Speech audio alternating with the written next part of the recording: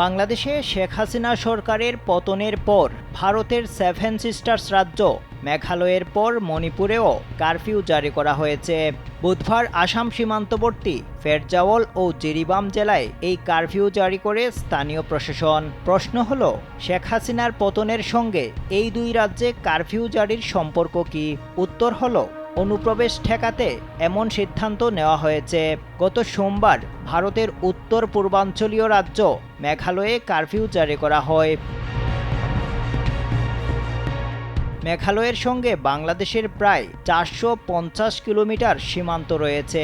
তবে বাংলাদেশের সঙ্গে মণিপুরের কোনো আন্তর্জাতিক সীমান্ত নেই, কিন্তু আসামের সঙ্গে সীমান্ত রয়েছে, আর দক্ষিণ আসামের সঙ্গে রয়েছে মণিপুরের সীমান্ত।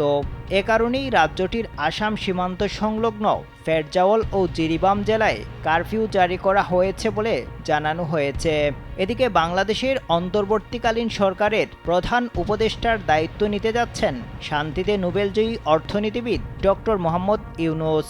তিনি বলেছেন, বাংলাদেশকে কেউ অস্থিতিশীল করতে চাইলে চারদিকে অস্থিতিশীলতা ছড়িয়ে পড়বে।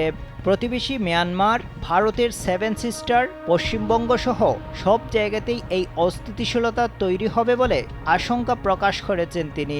মঙ্গলবার ভারতীয় সংবাদ মাধ্যম এনডিটিভিকে দেওয়া এক অনলাইন সাক্ষাৎকারে এই আশঙ্কার কথা জানান ডক্টর মোহাম্মদ ইউনূস।